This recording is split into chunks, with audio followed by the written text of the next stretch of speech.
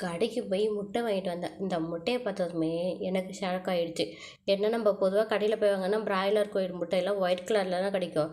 இந்த முட்டைய பார்க்கறதுக்கு அச்சு அசல் அப்படியே நாட்டுக்கோழி முட்டை மாரியே இருந்தது.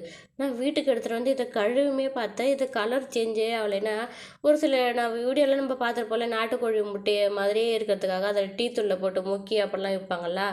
அந்த மாரி ஏதாவது இருக்குமோன்னு நான் கழுவிலாம் பார்த்தேன். அந்த கலர் போகவே இல்ல. இந்த முட்டைய பார்த்ததுமே எனக்கும் ஹஸ்பண்டுக்கும் ஒரு மாதிரி ஆயிடுச்சு. ஒரு வேளை இது வந்து பிளாஸ்டிக் முட்டையா இருக்குமோ, இல்ல சாப்பிடலாமா? உடம்புக்கு நல்லதா? ஏதாவது கலப்படம் இருக்குமோன்னு நினச்சி பயந்துக்கிட்டே தான் ஒரு 1/2 மணி நேரம் டிஸ்கஷனை போட்டுட்டு, சரி எதப்படினா வேக வச்சு பார்ப்போம் எப்படி இருக்கு? பிளாஸ்டிக்னா அது வெந்ததுக்கப்புறம் தெரியும் இல்லையா எப்படி இருக்குன்னு.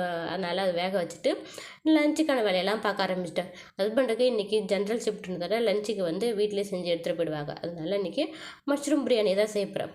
மஷ்ரூம் வந்து நேற்று வாங்கிட்டு வந்தேன் இல்லையா, அது வாங்கிட்டு வந்தது டப்பாவில் பார்த்தா அவ்வளோ டஸ்ட் இருக்குது. நிறைய மண் இருந்தனால ஒரு 4-5 தடவை கழுவ வேண்டியதாக. நல்லா கழுவி எடுத்ததுக்கப்புறம் அதுக்கு மேலே அந்த ஸ்கின் எல்லாம் தோல் எல்லாம் நல்லா க்ளீன் பண்ணி உரிச்சு எடுத்ததுக்கப்புறமா குட்டி குட்டியாக கட் பண்ணிவிட்டு பிரியாணி செய்ய ஆரம்பிச்சிட்டேன். இந்த பெரிய குக்கர் என்ன பயமுறுத்தி விட்டதால் அந்த பெரிய குக்கர் பக்கமே நான் எட்டி பார்க்கல. அது கடையில் கொடுத்து ரிப்பேர் தான் பண்ணல போல். அதில் என்ன ஃபால்ட்டுனே தெரில. திரும்பவும் அதை இல்லை யூஸ் பண்ணி ரொம்ப பெருசாக ஏதாவது வெடித்து வேலை வச்சுச்சுன்னா என்ன பண்ணுறதுன்னு ஒரு பயத்துலேயே இந்த சின்ன குக்கர் வந்து பருப்புலாம் வேக வைக்கிறதுக்கு நம்ம வீட்டில் ஏதாவது ஒரு குட்டியாக ஒரு குக்கர் வச்சுருக்கோம்ல, அந்த மாதிரி குக்கர் நான் வச்சுருக்கேன்னா அந்த குக்கர்லேயே பிரியாணி செஞ்சுக்கலான்னு அதிலே செய்ய ஆரம்பிச்சிட்டேன். இந்த குக்கர்லேயே அளவுன்றது 10மான்றது எனக்கு தெரியவே இல்லை. ஒரு டவுட்லேயே தான் செஞ்சேன். ஆனால் கரெக்டாக தான் இருந்தது. ஏன்னா ஒரு பெரிய டம்ளர் அளவுக்கு வந்து அரிசி எடுத்ததுன்னா அந்த பெரிய டம்ளர் அரிசிக்கு இந்த இது குக்கர் கரெக்டாகவே இருந்தது. நார்மலாக செய்கிற இந்த மஷ்ரூம் பிரியாணி நம்ம இந்த மசாலா அரைச்சி சேர்ப்பாங்கல்ல, இந்த தொன்னை பிரியாணிலாம் செய்வாங்க இல்லையா, அந்த மாதிரி செய்யலாம் தான் ட்ரை பண்ணேன்.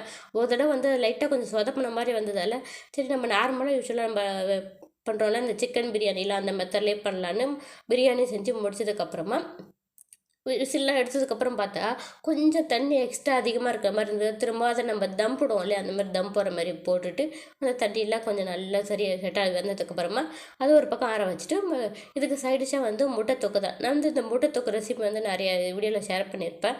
யாருக்காவது விருப்பம் இருந்தால் ட்ரை பண்ணி பாருங்கள்.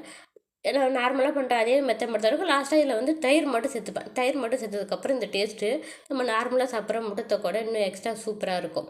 அதுக்கப்புறமா அந்த முட்டைத்தொக்கையை ஆற வச்சுட்டு அதுக்கு இன்னும் எக்ஸ்ட்ரா ஒரு சைடிஷாக வந்து நம்ம தயிர் பச்சடி செய்வோம் இல்லையா, அப்போ பிரியாணி செஞ்சாலும் தயிர் பச்சடி இல்லாமல் அந்த மாதிரி தயிர் பச்சடியும் செஞ்சுட்டு நல்லா ஆற வச்சதுக்கப்புறம் எடுத்து பேக் பண்ணிட்டேன். காலை சாப்பாடுக்கு ரொம்ப சிம்பிளாகவே செஞ்சிருந்தாலே எனக்கு கொஞ்சம் வேலையும் மிச்சமானவர் இருந்து லஞ்சுக்கும் சூப்பராக ரெடி பண்ணி வச்சுட்டேன். அது மட்டும் லஞ்சு எல்லாத்தையும் பேக் பண்ணதுக்கப்புறம் அவரையும் பேக் பண்ணி ஆஃபீஸ்க்கு அனுப்பிட்டேன். நெக்ஸ்ட் வீடியோவில் பார்க்கலாம். பாய்.